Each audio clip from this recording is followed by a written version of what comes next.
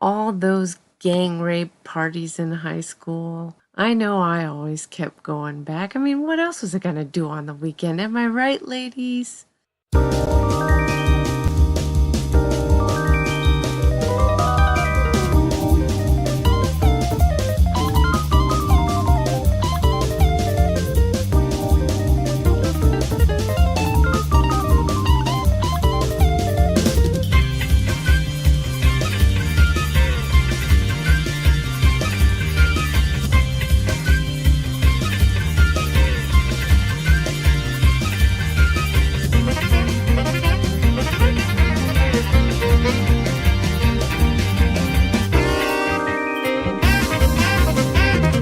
Hello and welcome to the Elephant Lounge. I'm your host Tuesday. I want to thank you for joining me. Obviously, I want to talk about Kavanaugh. Now, I wanted to do something the other day, but something told me, hold on, because this story is not over. There's so many more things coming in, and I was absolutely 100% correct. I have nothing written out. We're just going to go ahead and wing it. As always, I wanted to just remind you that any article that I reference, I will have links for on my blog. So make sure you visit that in case you are looking for any sources. Just wanted to add that because I forgot to mention it. I'm just going to talk about what we know so far. So the first allegation was about 2 weeks ago, and we had Christine Blasey Ford come forward, and she said 35 years ago, she's at this party. Apparently it was a smaller party. There's a discrepancy about who all was there, but she claimed Kavanaugh had pinned her down, groped her, covered her mouth. Another person at the party had jumped on top of them. This allowed for her to break away. She left the party. She never said anything to anybody until, magically right now. If you look at the way this is being argued on both sides, I feel like everybody is being unreasonable because on the one hand, you can sort of understand that these things do happen where a woman is attacked or raped or whatever, or even a child. I mean, it depends on the dynamic, but we've seen it with the priests, okay? We've seen it with women before, and the Cosby thing. People have a hard time coming forward, and they're psychologically damaged by these types of incidents and crimes. It obviously took her a long time to come forward with something and say something. Yeah, I mean, I can see that happening. On the other hand, I don't want to be cold about it, but there's another person's life involved. You're potentially going to ruin the life of a person who has, for the most part, by all accounts, has led a very good life, who survived 6 FBI background checks with no proof and no details about where you were, and nobody's been able to corroborate anything. Yeah, this tends to lead people to, sounding a little bit cold-hearted about the whole situation. It just seems one side is arguing from pure emotion, just believe the woman, and maybe there's some truth to that, okay? I don't want to be the person that says you're a liar, because what if something did happen to that person? And on the other hand, I don't want to be the person that says, hey, you should be called a rapist or a sexual abuser or attacker, and be labeled that and have your career taken away from you because some woman said something that you did 35 years ago and has no proof. I mean, let's face it, we're sort of stuck in this limbo. And I do believe that everybody, all of us, whether we're on the right or the left, I think we all realize this. But suffice it to say, we do choose a team. This is politics. This is what happens in politics. Since this first accuser came out, a second accuser came out. This woman claimed that Kavanaugh had exposed himself to her. We don't really know anything else. It turns out that she might not have been able to really identify or confirm that it was Kavanaugh. Nobody else has been able to corroborate this story.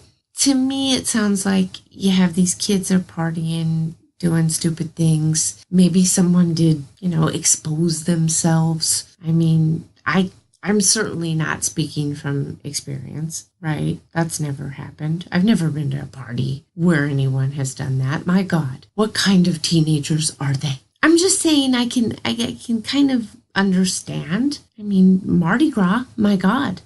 I mean, look at the amount of people who are sexually abused year after year by women just flashing their cans everywhere. And men everywhere have to avert their eyes. How dare these women? I tell you, and I would never, ever expose my chest, especially when I was young. That's awful. It's terrible. Flashing their penis and breasts. Oh my God. The humanity. So when this didn't work, Michael Avenatti, we all know him as the porn lawyer who represents our best friend Stormy Daniels. He comes out with a woman, okay, this is the best one so far, Julia Sweetnick. Julia Sweetnick claims that she attended 10 or more parties because I guess the one time just wasn't enough, right?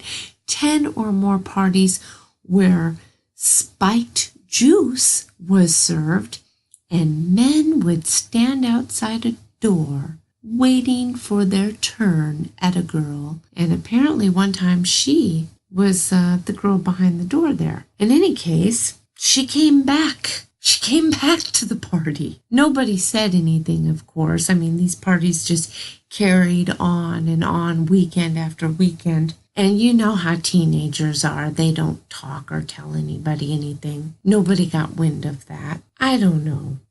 This whole case went from 0 to 200. I don't know what to say. This is ridiculous. So if that wasn't insane enough, here we go. Now we're going to get into the real crazy area. So this Julie Sweetnick had an ex-husband who filed a restraining order in 2001. His name is Richard Vanesi, and I'm sure I'm pronouncing that wrong. And if you listen to me long enough, you know that I rarely pronounce things correctly. Well, it's not the first time, certainly won't be the last time. In any case, he says right after I broke up with her, she was threatening my family, threatening my wife. What he means by this is apparently he dated her, she was bothering him, and then after they broke up, he started dating someone else who is now his current wife, and they had a child. So this Julie, had been harassing him for a long period of time, and finally he filed a restraining order. Now that eventually was dropped. Avenatti says it's complete nonsense. No truth to this at all. Her ex-boyfriend fraudulently used her resume to apply for and obtain jobs and was caught by her. Okay, why would you use her resume? How do you use someone else's resume? I mean, if you're just going to lie, wouldn't you just make up your own stuff? Why are you all attacking a sexual assault victim? Would that be appropriate in a court of law? Okay, well, again, I don't want to attack anybody, but this story is insane. It's outrageous. These types of claims require extraordinary evidence. But if that wasn't a twist, okay?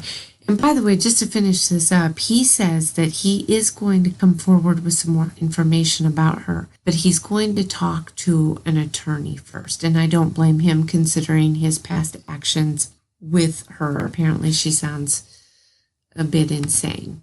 But he states emphatically that she is not a credible person. They also note that he's a registered Democrat, so it doesn't seem like there's no reason for him to or side against her for political reasons, which I thought was interesting reporting. But now, this is just published. USA Today literally just published this.